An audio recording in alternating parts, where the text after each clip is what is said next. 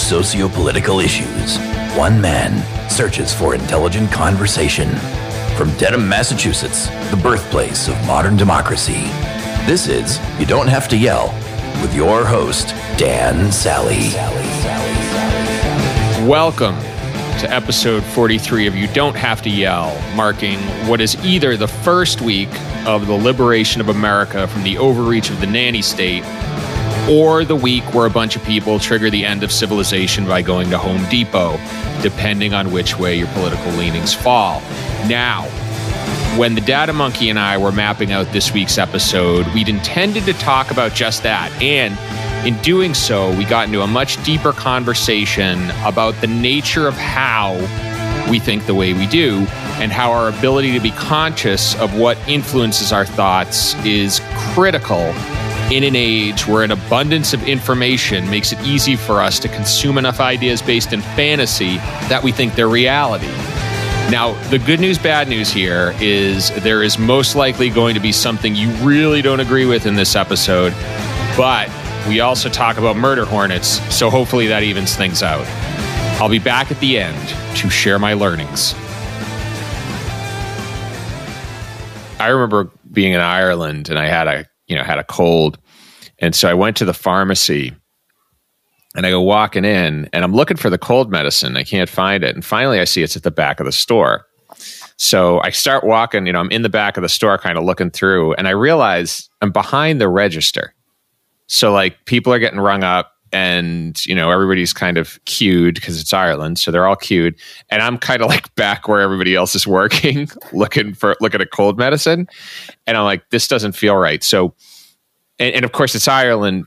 So they're all kind of super polite and they don't tell you like, hey, dickhead, you're not supposed to be behind here. So, but I kind of figured it out for myself, and I go and wait in line, and I finally, get to the end of the line, and I'm like, yeah, I just need to get some cold medicine. And he goes, well, what are your symptoms? And so I tell him what my symptoms are. And he goes, okay, here. So, and he pulls out the cold medicine. He goes, okay, so take this, a couple times a day, take this overnight, blah, blah, blah. And he kind of goes through and gives me everything that I need. And I'm walking out of there. And one part of me is kind of like, well, I'd kind of like to be able to pick up my own cold medicine. But the second part of me is like, the system in Ireland is set up so that if I'm sick, I go to a pharmacologist who went to school and studied drugs and their interactions, and that person's going to tell me what I should take. Versus me just grabbing whatever package looks most enticing to me. Well, exactly. Like in the United States, like our qualification is that we watch television.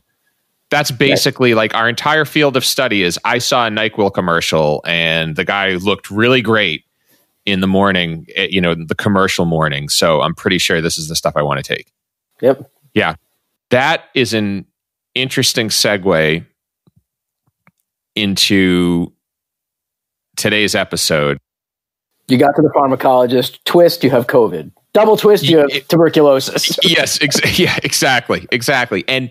And that's an interesting segue. Before we get into the topic at hand, I want to call out one thing, which is I recently upgraded the analytics for You Don't Have to Yell. So I can now actually see geographically where all of you are located.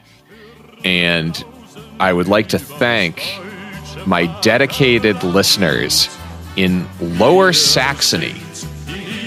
Interesting. Lower Saxony, Germany. Huh. I'd like to thank. So apparently, this is really big there. So I'm really glad that you're tuning in, and really glad you get to watch the mess that is the United States of America from afar. I would sure like your vantage point. Lower Saxony, Upper Saxony. I'm not super picky about my Saxonies, but yeah. So interesting. I was wondering about that, as you're going to find some pockets of odd listenership. Yeah, we had one listener in Tatarstan. That's in kind of central Russia, home of the Tatars. and the famed Tatar yoke. And yeah, so we have one listener in Tatarstan along a while back. Apparently we couldn't keep the Tatarstan audience, so in a twist, it's Vladimir Putin. Yeah. Yeah, exactly. Or some Russian troll farm looking for ideas. More likely. Yes. Yeah, seriously. So how can we use this as a wedge to further divide them? Yes, exactly. You came to the wrong place, dude. So the great thing about this is I know last time we talked, we had an outlined episode that we thought was great until the president said a bunch of weird shit, and then we had to talk about that. This time, I don't think anything weirder has happened than what we've outlined, because we decided to speak a day ago as opposed to a few days. We didn't let things lag. Yeah. The number one story for the month that I want to dig into is a story that broke right at the beginning of the month. Murder hornets. Do we need to be scared of murder hornets? Oh boy. So interesting. There's a lot to try to dig into there, right? Like, it's with most threats, I find it's really about branding. Because if you just call them Asian giant hornets, that's, the giant part's kind of scary, but it's not scary enough. We got to figure out a way to make it scarier. Let's call them murder hornets. Then it's really bad because, it was African killer bees. Yes. The one that was like, really an imminent threat that we were all really worried about. I think it was going on 30 years ago. It's like the killer bee wasn't enough, so they had to add like an element of racism in there to get everybody sort of riled up. Yeah. Oh, they're African. Oh, well then. So I got to be honest with you. I kind of dismissed this story a little bit out of hand right at the beginning because it was the New York Times doing one of these sort of New York Timesy types of pieces. Yeah. It was like, early in May, they're like, they decide, they find a beekeeper who may or may not have had his bees destroyed by these murder hornets or Asian giant hornets. Still inconclusive as to whether that was actually the cause. Maybe he was a really terrible beekeeper. But the end result was that they write the piece like as if this is like an imminent threat, and of course with the headline, it makes it sound really, really, really terrible. And there's like a broader issue at work here, right? That's probably relevant, which is that like the concept of invasive species, like that's a whole thing we could sort of unpack as to like what invasive species do to, to sort of any new, biosphere or biosystem that they're introduced to, like ecological system they're introduced to that they're foreign to. Like they have to, by definition, they sort of come in and have to make a space for themselves. So therefore they get rid of, they're like other things are eliminated. I want to pause for a moment and just get back to the beginning where you talked about how the New York Times published it. Is the New York Times not getting enough panic clicks right now? Yeah. But isn't that just like all of news is like about that, right? Like you and I talked about this in the last time, right? Like, yeah, headlines, like don't look at the headlines in news. It's really terrible. It really sways like your ability to kind of understand. Like if all you're going to look at is the headline, it's always going to be something horrible. Yeah. An imminent threat, a risk to you, your friends, your family, your livelihood. Like it's always going to be something to panic you in some way, I think Saturday Night Live did that really well years ago, and they're like toxic mold, like it's always going to be something that's like creeping in to destroy you and your life. Like let's keep you in a constant state of absolute worry and concern. And therefore I'm going to click more articles on the New York Times to try to read it or wherever else I read it to find out. Yeah. Which most people typically don't do. I think what happens, I think the business model is have a headline that makes a bunch of people freak out so hard they share it.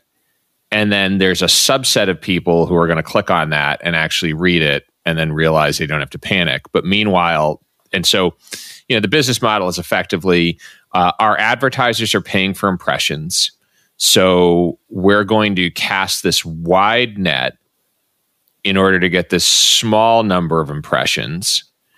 And meanwhile, a much larger group of people are all going to be thrown into a tizzy because now they don't just have to worry about a very real, very lethal flu, but also the prospects that giant hornets with 1/4-inch stingers are going to show up at their house.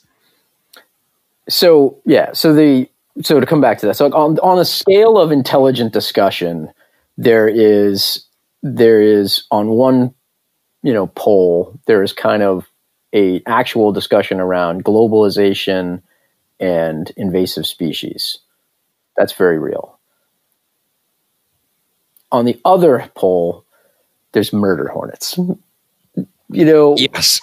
We have the opening paragraphs of that article that started this whole thing, like, were written like an ecological horror movie, right? Yeah. It was like, one day beekeeper came, walked over and found all of his bees murdered, and then what was it? Meanwhile, across town, an odd and giant hornet is found by another. It's just like, okay, I get where you're going with this, but let's get into the facts of the story, right? The facts of the story was that there were, depending on, I've seen I've clicked through a couple different articles on a couple different sources, and one said there's been 2 found, another said there's been 4 found, but like, I'll go with the 2 because that's been reported in multiple places, and the 4 was only reported in one place. 4, like nationwide. Well, yes, so that's in the now, I guess according to the Washington State Department of Agriculture, I guess they maybe verified that there were 4 sightings. Mm-hmm. But the more important one was that's just in sort of Washington State. The more important was in British Columbia, where there was a whole hive, and that would be okay.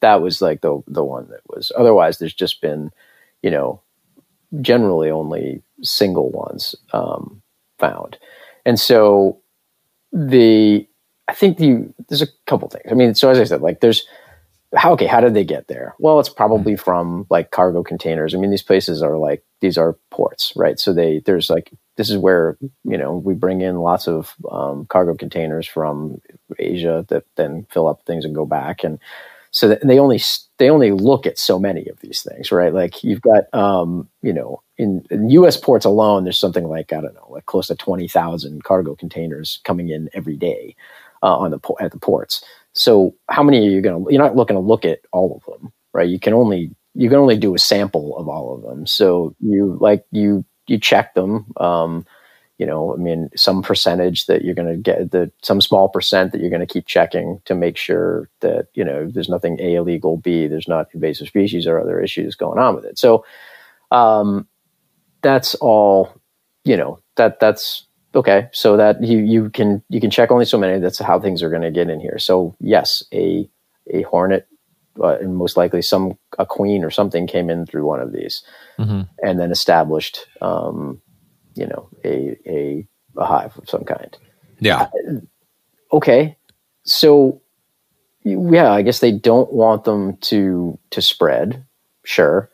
They also they can't really tolerate like extreme hot or cold. So if you think about like the upper Midwest, it's got like lots of microclimates and like little pockets, right? So it is a question of like, all right, well, how far can these things travel if they're in like one sort of microclimate that is, moderate, like, is it somewhat, moderate, then how far are they really going to get beyond mm-hmm. that, right?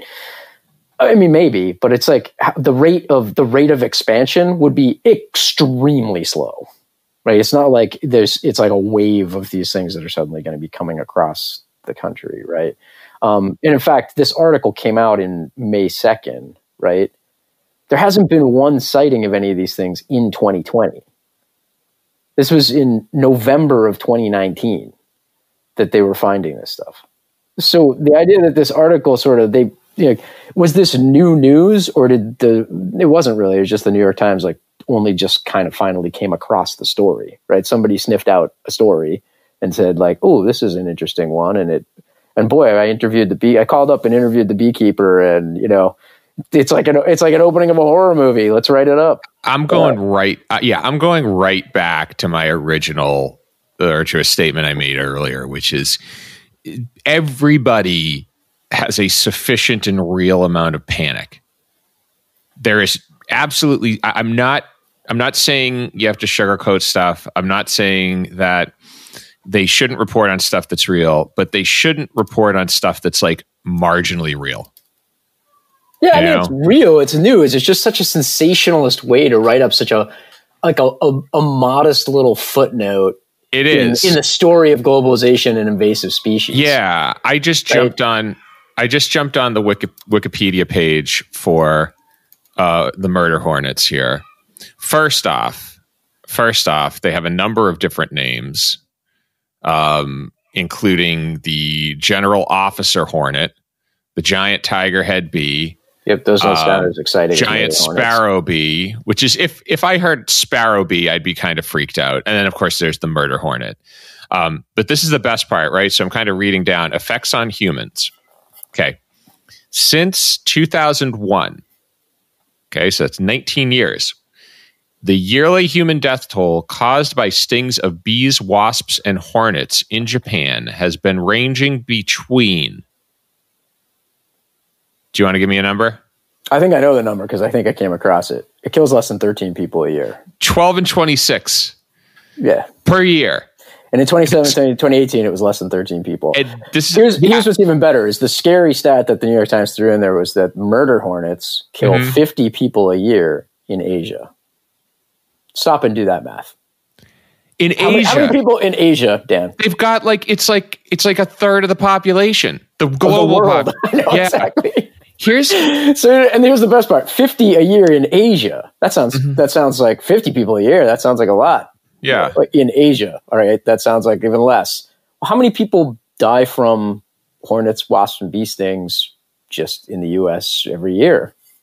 Do you have a guess? I don't know, like 100. Not even. We have, but still more than 50. The CDC would say 62 average a year for the last 20 years. So the real story buried in all this is that we're falling behind the world in terms of bee mortality. Is really it, right? It's really the way. Another way that we're losing our greatness down. Yes, exactly. Let's get that bee mortality rate down. I also want to highlight something here too, which is, and I'm not anti-media. I am not one to shout fake news, all that stuff. But New York Times, you cannot have it both ways. You cannot try and tell the world or tell the country that you are a necessary counterweight to government power and a trusted resource for information on what is going on in the halls of government, and at the same time boost your ad revenue by putting out some crap bullshit story about a hornet threat that doesn't even exist. Yeah, it's like blatant sensationalism, and it begs the question, right? And this is the reality. This, to me, I mean, again, it's just one idiot's opinion, but my view of this is that that's the real essence of fake news, right? It's not that news is fake. It's that we take things that are statistically aberrant, things that are not as relevant, not terribly relevant, or are not necessarily indicative of a trend, and then sensationalize them into bigger stories than they really are. And maybe and that doesn't mean it's fake. Like the bottom line is I'm the type of nerd who I still get the actual newspaper on the weekends, like the paper version delivered. Whoa. Even in these times, I'm willing to take the risk that somebody touched it. Way to go, Fred Flintstone. Yeah, exactly. And one of the things I do because I'm not enough of a nerd already, is as I read things, I will write and underline stuff, right? And so I'll go through and when I was reading articles, I'll just underline which pieces of it are factual information, and when they give factual information, to oftentimes then try to put it in context, right? So when I read a line like kills 50 people in Asia, the first thing I might jot in the margin next to it is like 50 divided by 3 billion. Is that something I really need to care about? I've kind of thrown, taken a pot shot at the New York Times for this story, but the flip side is it is a two-way street, and it's as much a result of what people share on social media. And I shared the instant I saw that Murder Hornet story, I shared it right away. I was like, I put that right on my feed because I thought it was hysterical. I'm like, could things possibly, do we need anything else? Like, could things possibly get any worse? They could. I'm not tempting fate. They could get a lot worse. The Egyptians probably thought they had it bad when they had the plague of frogs. And so things could get a lot worse. However, that being said, Murder Hornets on top of the pandemic, it was a lot for me. I thought it was hysterical. I shared it. And so I guess the question is like, in that relationship, is it a case where the press has the responsibility not to pursue the clicks? Is it a case where the public has a responsibility not to buy into it? Or is it a bit of both? And does everybody kind of need to clean up their act? Well, I guess I'd lean toward a bit of both, but there's also a part of me that wants to say to most adults, right, who have a reading level and ability and comprehension ability beyond the sixth grade, to not be children when they read things. Come on, like, and don't be like, let's not pretend you don't know that there's a business model here, right? That they're trying to get clicks. Like, if you're not telling yourself that every single time you're clicking on something, like, what did they do what line did they put in the water to get me to bite here? Yeah. Like, if you're not asking yourself like that question, grow up. Well, and this actually dovetails quite nicely into the next thing we wanted to talk about, which is, if we look at the last 4 years, and I have made no secret of the fact I am not a Trump fan on this show. Zero secret. However, if we look at the last 4 years, if I, again, just scan the news and scan the social media feed, the amount of the criticism of Trump or the headlines criticizing Trump, I would give a legitimacy rate of maybe 20, like maybe, I don't know how you feel about it, but I feel like there is definitely a lot that he's doing really wrong. And then there's a whole lot that people say he's doing wrong that really is kind of like, all right, like, did you care about it with the last guy?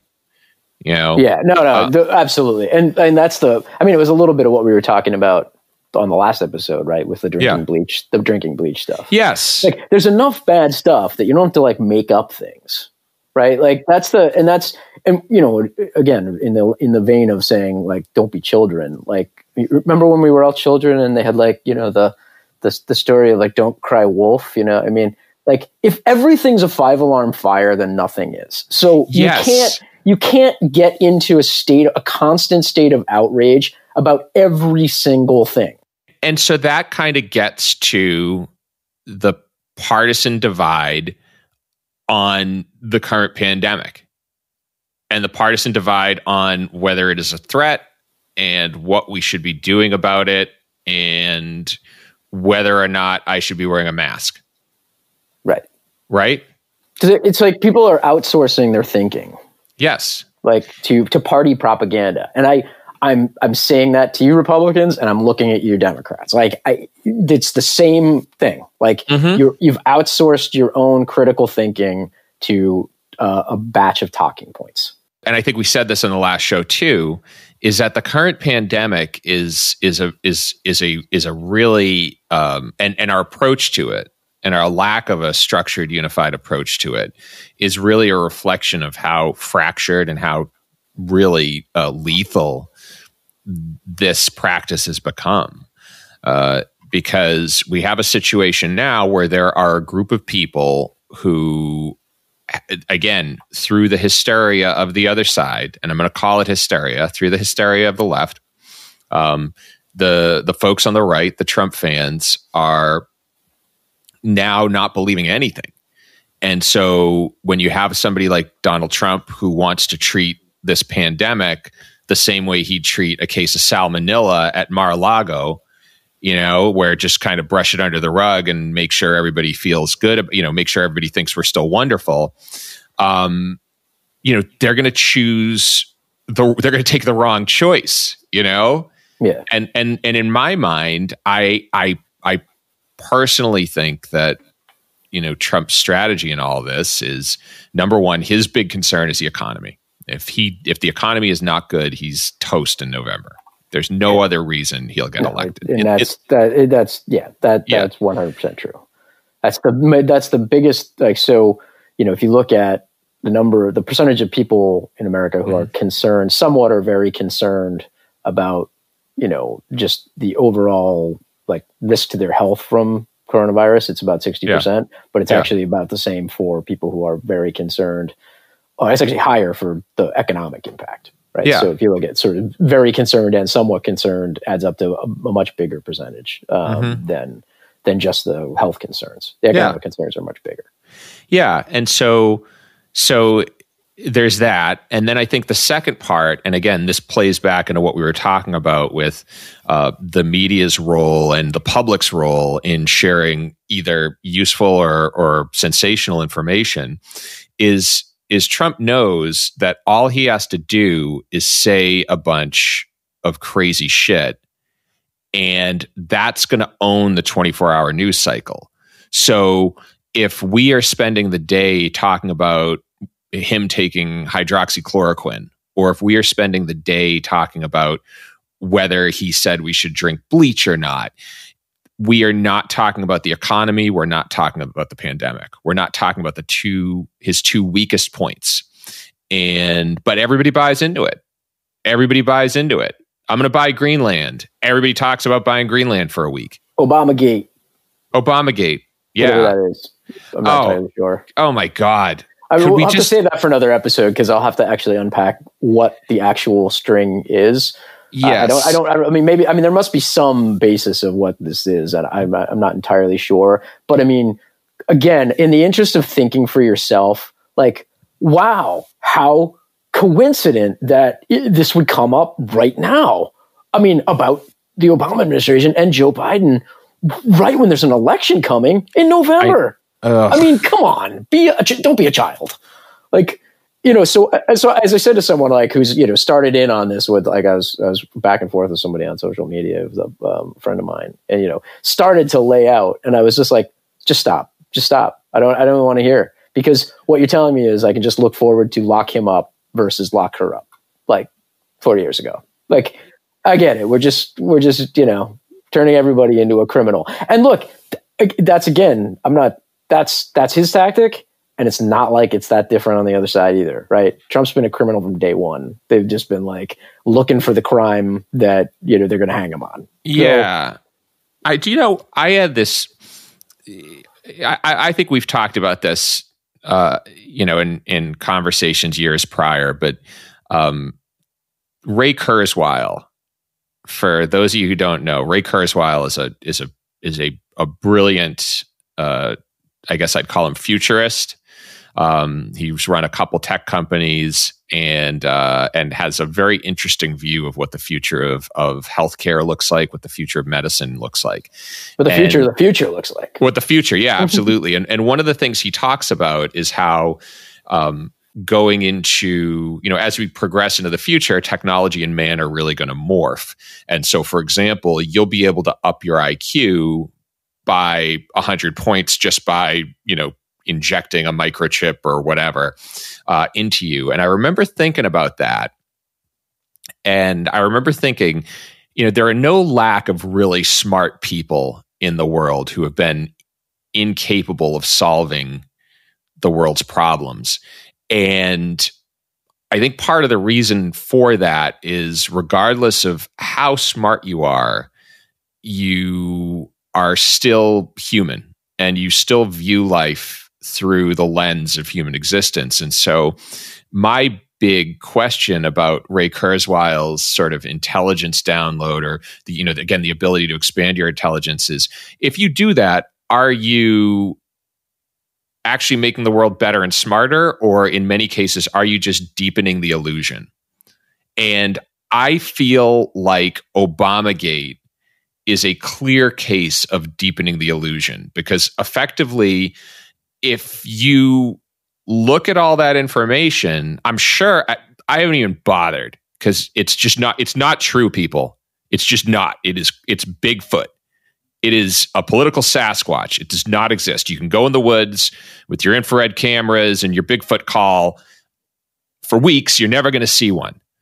But so at any rate, I don't know. I kind of went on a tangent there, but no, I mean, I'd love to. I mean, take the other side. I'd love to get to the bottom of some of the facts that they claim to have. I mean, and maybe I'll spend a few minutes on it at some point just to see what this, because it's like all things, right? There has to be some basis of the corruption charge in order to like, and so, the example of that would be some of the things where they were kicking around the Ukraine, right?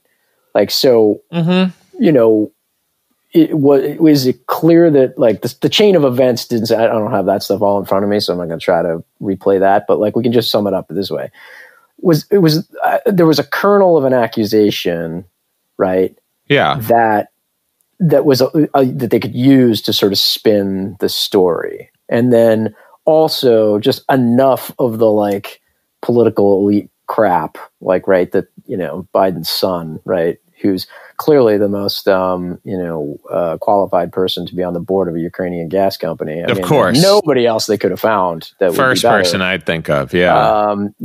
To be paid, by at least the estimates I'd seen, close to $600,000 a year or something, where board seats are not worth $600,000 a year. I could be on the board of Goldman Sachs and they're not going to give me more than like $100,000 a year. Mm-hmm. So if you're on a Ukrainian gas company randomly and you're getting $600,000, like, it's not totally on the up and up, right? Yeah. It is what it is. Now, is it just the typical sort of, vomitorium of the,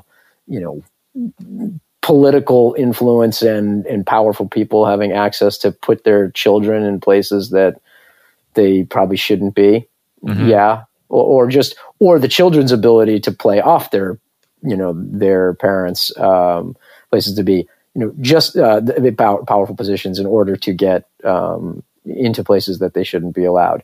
Like, for example, the Trump children who run around doing all kinds of things that they shouldn't be doing, or Jared Kushner, who's been assigned to, by my count, at least he's the savior of us all, because he's been assigned to every single crisis that exists on the planet. He's somehow supposedly the guy who's going to solve it. So does he have anything? His only qualification for that, as far as I can tell, is being the son-in-law of the president. So that's just same, right? This is just absurd. Like, it's absurd that he has any access to any of this stuff is absurd. Hey, friend, I hope you're enjoying the episode. And as the folks who've listened to this podcast before know, I have a favor to ask. The way you're supposed to win elections in a democracy is by painting a more compelling vision for the future. And yet the way you win elections in America is by making your party look like a less terrible choice than your opponents. It's a direct result of a system that only allows for two parties, and I need your help to change that. So first thing you can do is subscribe to YDHTY and share it with everyone you know. I don't know exactly how to do it on your phone, but if you've made it through more than 10 minutes of this episode, you can probably figure that out. Second, if you like YDHTY, write a review on iTunes or Apple Podcasts. It's the best way to get the word out to people you don't know. And third, start a conversation with me on Twitter, YouTube, Facebook, or by visiting ydhty.com. We're going to be putting up some bonus content there this week, I promise, on the past two episodes, and some other stuff you can share with your friends. And more importantly, the big Jano has thrown me in a hole and won't throw me a rope until I get at least 5 likes. So please help me out here. And with that out of the way, from my hole, back to the episode. Here's the thing, I think, kind of about the nature of, the nature of these stories and the nature of, Obamagate, the nature of, and I tend to believe most of the stuff they say about Trump, I'll be honest, but the nature of these investigations is that, you can create enough, you can present somebody with enough information on a case where they are where they don't have enough time to consume it all. And they don't have enough time to weigh it all out, but they have enough time to use that to reinforce any pre-existing opinion they had. And I think my advice to everybody out there who is trying to make sense of it is just do not, don't bother. I think what people should be looking at is, what is the long-term vision for America? What is it exactly that you want America to look like in 10 years, 20 years, 30 years? And more importantly, what's like legitimately affecting you? Dan, I got an idea. We're selling t-shirts, baby. We're going to start putting t-shirts out there. One of them is going to be one of our main mottos, right? Which we brought up last week, which is we're going to sell t-shirts that just say, on the back, it's going to say, you don't have to yell. Yes. On the front, it's going to say, I don't know enough about that to have an opinion. Oh my goodness. Who wants one? Who? I hear you, Lower Saxony. I know you're begging for one. We'll translate it into German for you. Yeah. Or maybe you could translate it into German for us, because if we do it, it's going to really end up bad. Yes, I know. Not with those long words. Yeah. Oh my goodness. That's exactly. People, you don't know enough to have an opinion on that. If you are borrowing an opinion, stop it. Please. Or at least spend the time to sort of try to figure out what the actual reality is. Yeah, but if it's a really complicated topic that people go get PhDs in, please don't try to self-educate yourself with an afternoon of internet syllabi. Yes, let's cut the shit. Stop what you're doing. Stop what you're thinking. And ask yourself, what are the things that I want to exist in 10 years, 20 years, 30 years? What do I want the world to look like? If you have kids, what kind of world do you want your kids growing up in? What are you worried about? When you look at a kid, what do you think their concerns are going to be in the coming decades? And what can you do to head those off? What can you do to make sure that that in another 20 years, there aren't a group of kids who miss out on 3 months of schooling because of a pandemic that, for all intents and purposes, we probably, as a global unit, and I'm not just singling out the United States, we probably could have done a better job containing, and I think let's start there. Let's stop.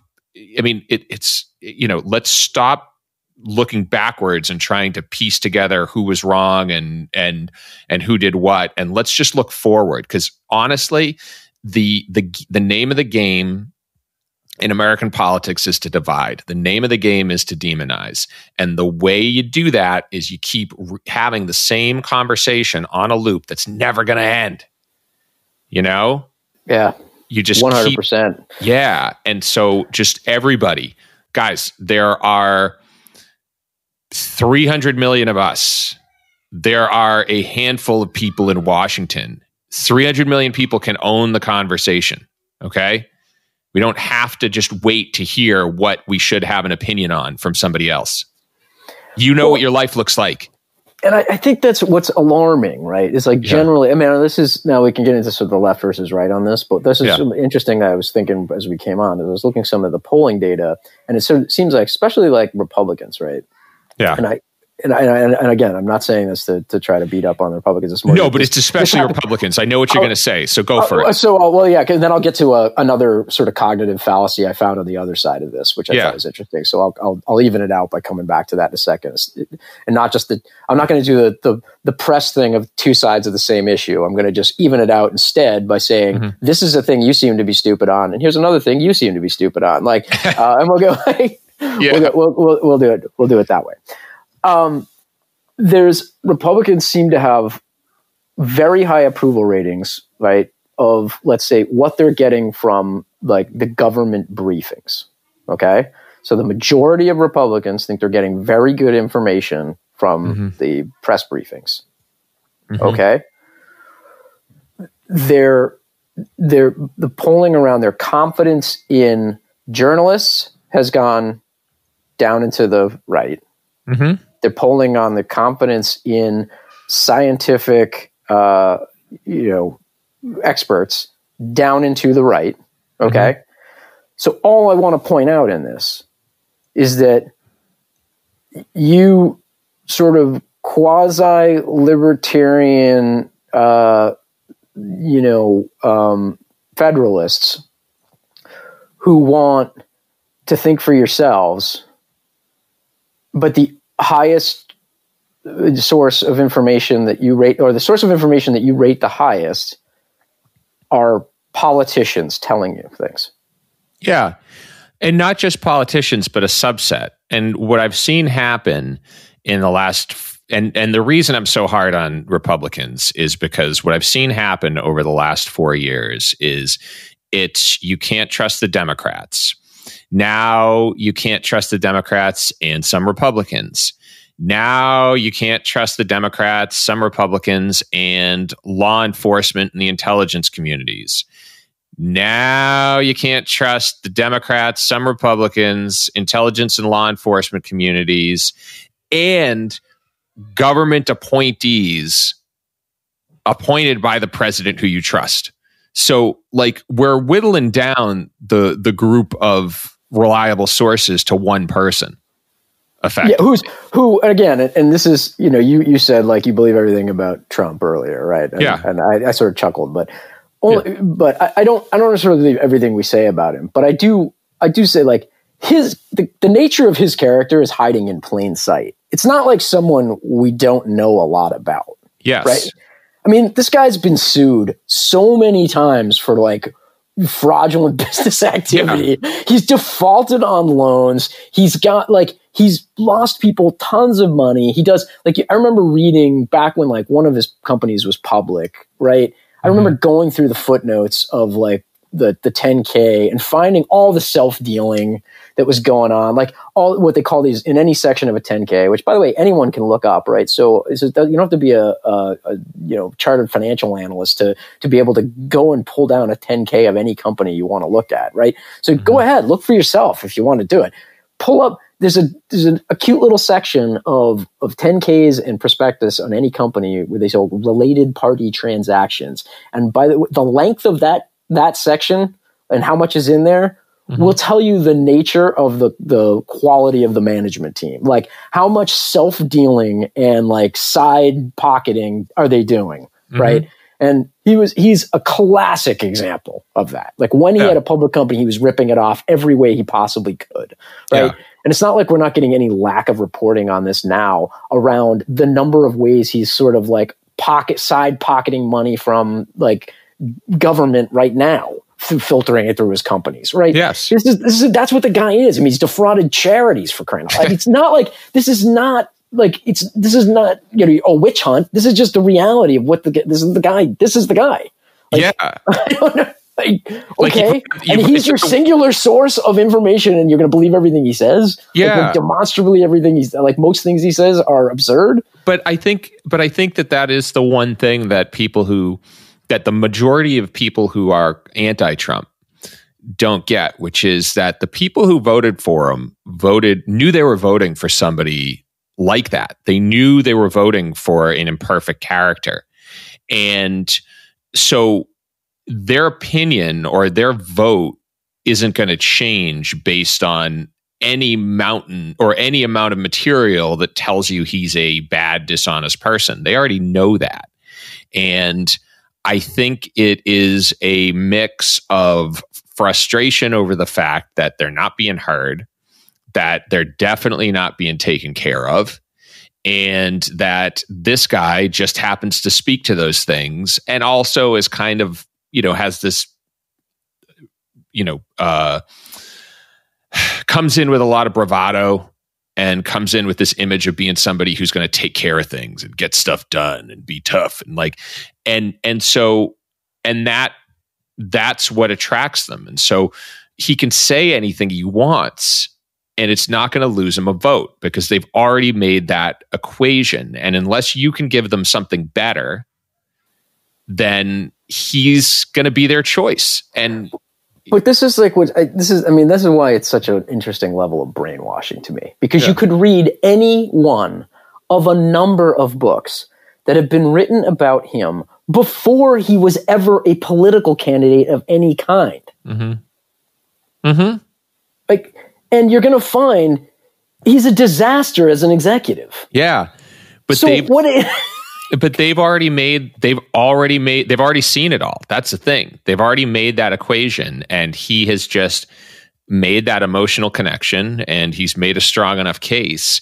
And they haven't really, with the exception of the economy now, they haven't, which he's again doing a very interesting, taking a very interesting strategy and trying to make it a question of, are the governors ruining the economy or not? He's really trying to pass the buck on that. But, it seems to me like the strategy, right? And tell me if you think I'm wrong. It's just to create as many potential scapegoats as possible. Oh, without a doubt. Without a doubt. I think the goal is to kind of pass this off on whoever he can. And I don't know. I mean, I don't necessarily think it's going to fuel anti-Republican, or how do I put this?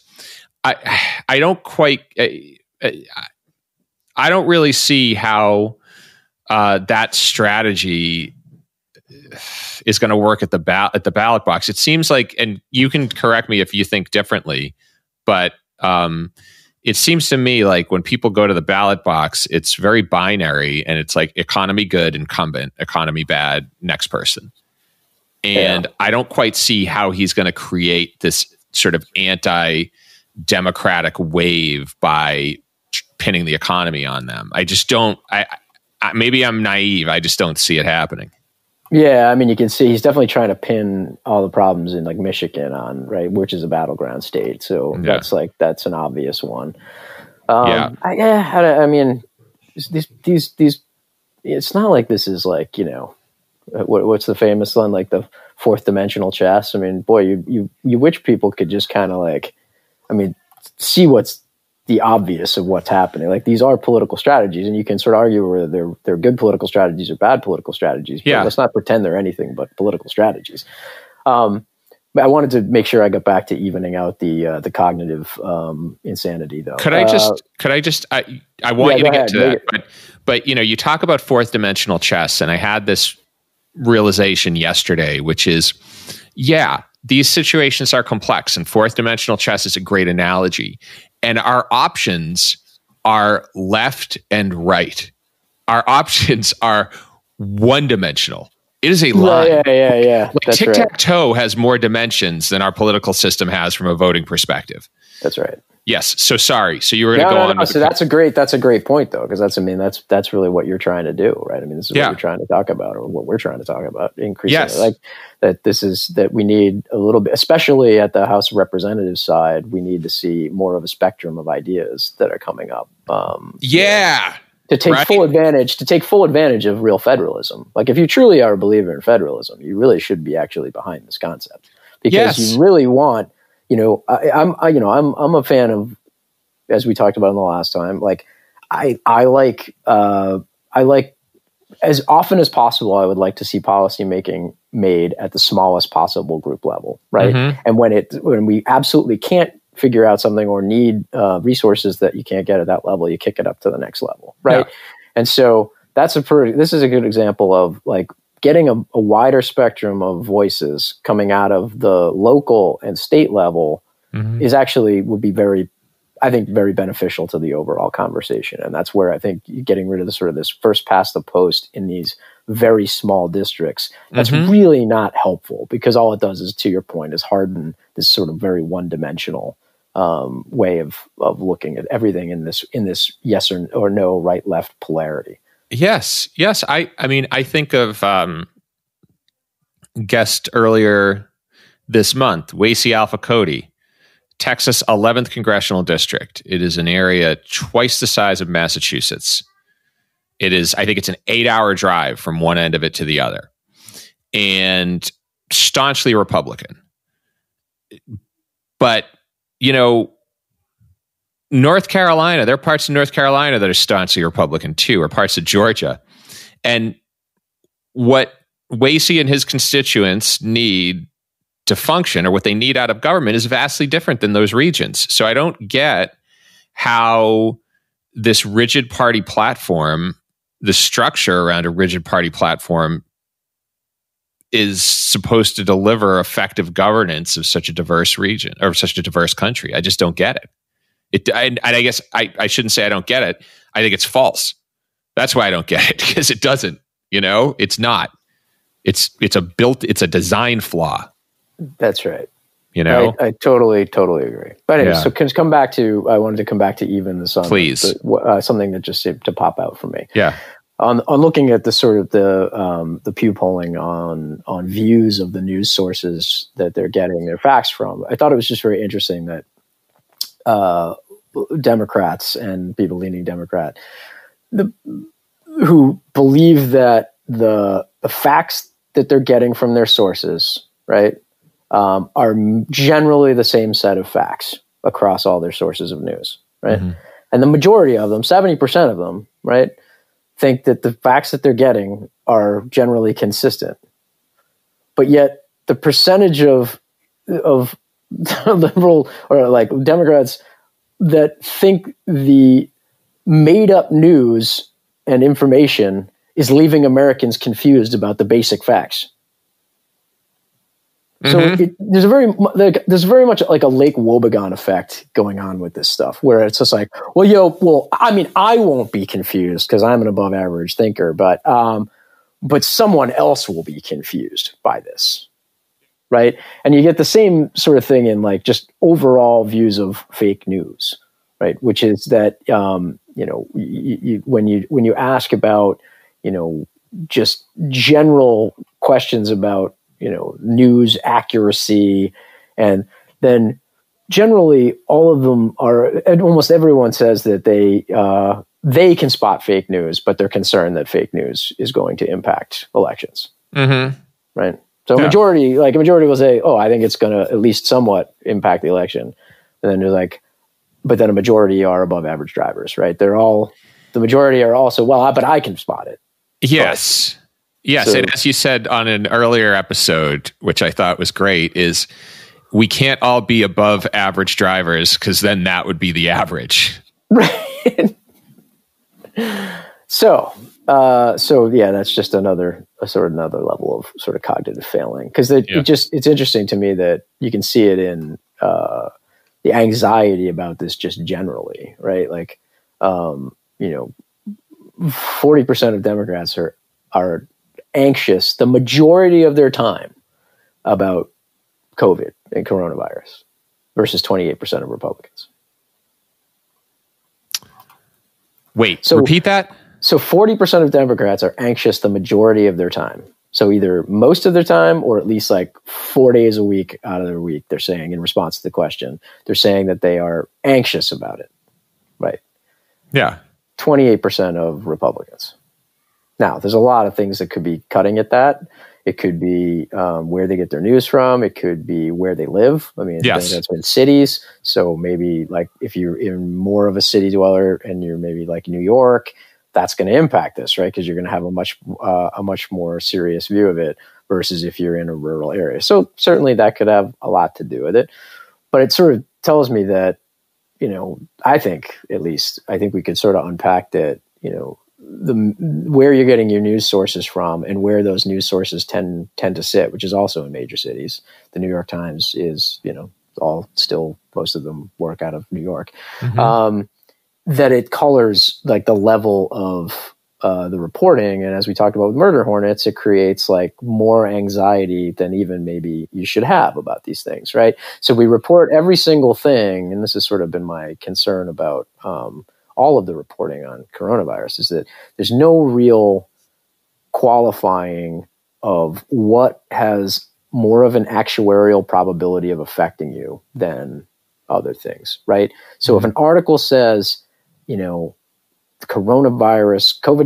coronavirus can survive on a surface for 72 hours, that is like a lab bench experiment. That does not mean your Amazon packages are carrying enough viral load to make you sick, or that they've even been sitting there, or that has an equal chance of getting you sick as someone who's blatantly symptomatic coughing in your face. Mm-hmm. Like it's all about like dose level, right? So how much virus is somebody carrying? How are they getting it out into the air around them or onto the surfaces around them? How much are you picking up, right? It's not just like one microparticle of virus is what it takes to make you sick, right? That it's a cumulative effect of like the total impact of the viral load.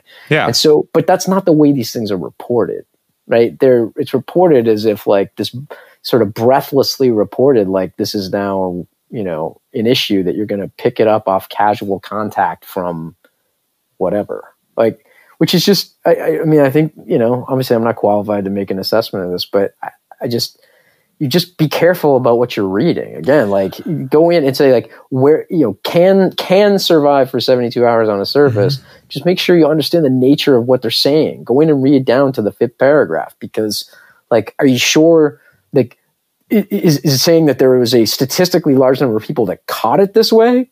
No. Mm-hmm. Right. What it's saying is that some researcher maybe did a paper or an experiment where they were able to still see, several particles of it potentially still viable after 72 hours in perfect conditions. I think that's where like the economics of media and politics and human nature and technology have all sort of blended together in a very horrible mix.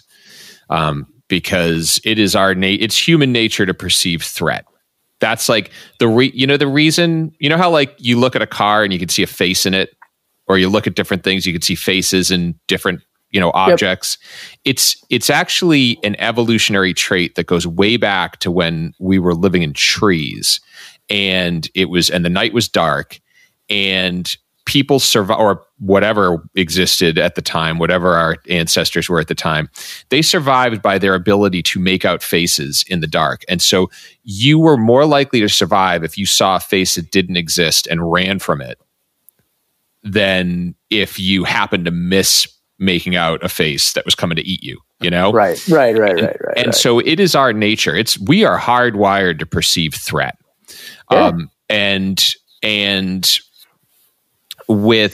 media as a business is hardwired to seek attention, right? And so obviously sensational news is always going to be great. So because we're constantly looking for threats, and if we see a threat, it almost brings us. It's almost like poking a zit or something. It's like it's like we're touching on that primal urge to avoid danger, and maybe we feel a little safer. I'm not going to psychoanalyze it, right? But so we've got those two things. Those two things have always existed, so there's always been sensational news. However, with the nature of technology now, we are now able to share that sensational news and distribute it in a much more rapid, wider fashion. And so people seek out that threat. They seek out, and more importantly, I think they want to make sense of it. And because it feels better to make sense of things. So in the example of the divide over COVID, and again, I think it's a dangerous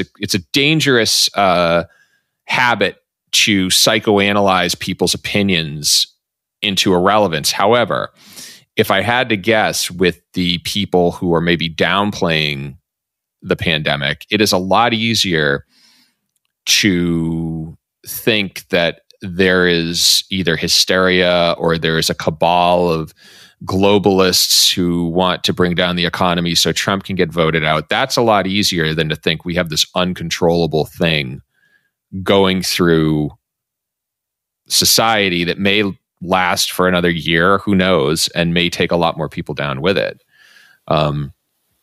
It would be nice if, again, I mean, this sort of just comes back to the point of it would be nice if there could be a more nuanced discussion about some of these things. Yeah. Because there are like, if we came to the conclusion, like, look, it is a threat. And at the same time, we can't let it destroy the entire economy. Yeah. And perhaps we can have a more intelligent discussion as opposed to hardening along lines of sort of, it's not a concern and we need to open up tomorrow. And wearing a mask makes you, some sort of, cuck versus versus like the other side, which is like, we also need to stay battened down in our homes and not go out anywhere because it's imminently going to kill us. I mean, that again, we're like falling right back into this polarity is really damaging. Yes. Because it's either going to cost people's lives or it's going to cost the economy. Yeah. And you're not seeking a solution that minimizes both. Right? Yes. I'm going to be prescriptive here for the folks listening, because, you know, we tend to talk a lot about what the ideal state would look like. And I think it's important that people understand what they can do to get to that state. And there's a motivational speaker, an old motivational speaker, Jim Rohn. And he said, stand guard over your mind. Stand guard over your mind. And there's a lot more to it than that. But I think in the context of this conversation, I think what I would recommend we focus on, that everybody focus on, is getting back to something I said earlier. Number one, where do you want America to be? Where do you want it to be? Where do you want to be personally? What is it? What does 10 years from now, 20 years from now, what does a good outcome look like to you? And what does a good outcome for your children, if you have them? You know, what does that look like? What does a good future look like? And what needs to be in place? And then work backwards from there and try and figure out what's the best path to get there.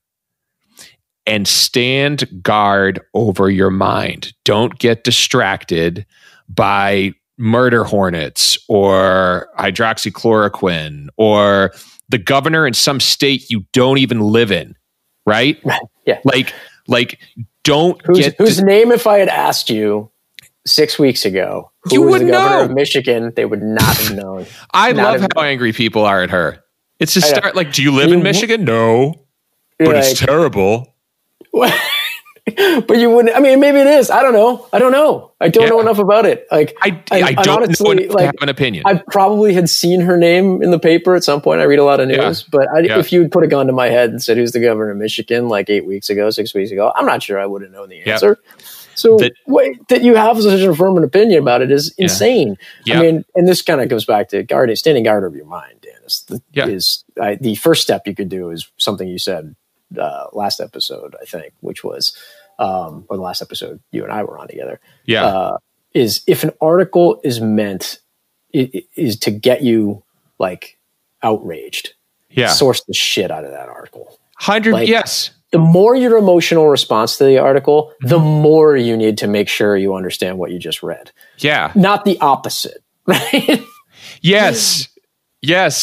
I will call myself out on being asleep at the guard post when the murder hornet story broke. But stop letting yourselves be played. You know, it's as long as either the Antichrist is in office or there are, I love a bunch of globalist socialists. I don't quite get it.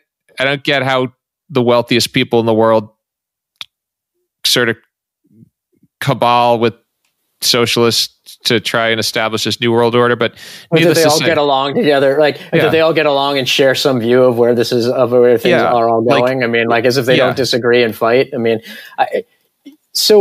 Bill Gates is a good example of this because he's been like the punching bag recently, right? And look, I'm sure there's plenty of things to criticize Bill Gates over, but I'm going to start with this. Bill Gates could spend $1 million a day for the next 300 years and not run out of money. Why does he care about implanting a chip in you?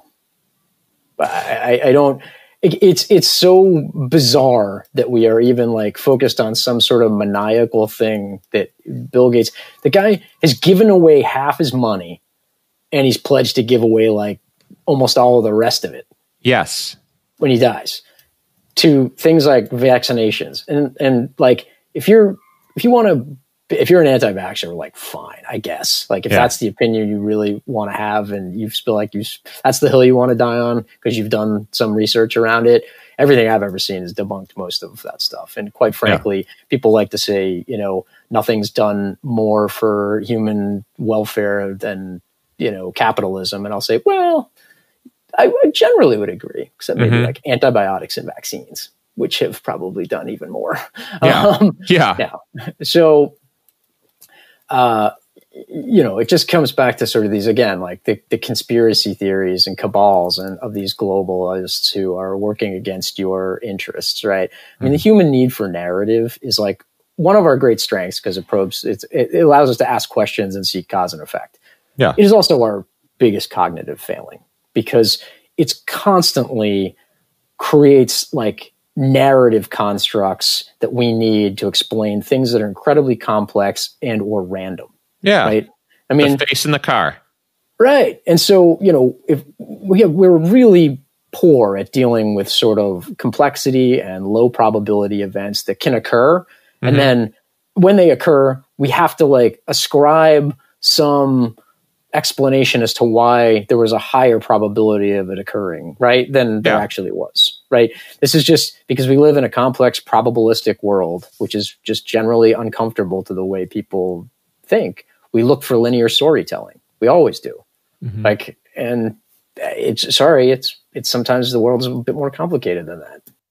We didn't even touch on the World Health Organization. Let me put it. Let me sum it up quickly anyway. If we stop funding, if the U.S. pulls out of funding, the World Health Organization will go on. It's not going anywhere, right? So,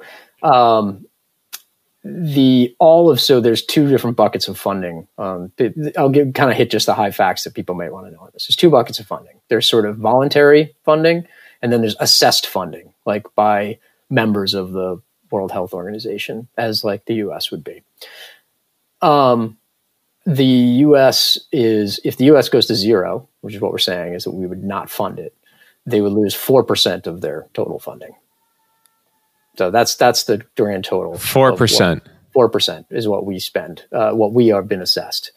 Now, and then there's sort of this China. Yeah. So China is 1.5% of that. Actually, less than that even. Total. Okay.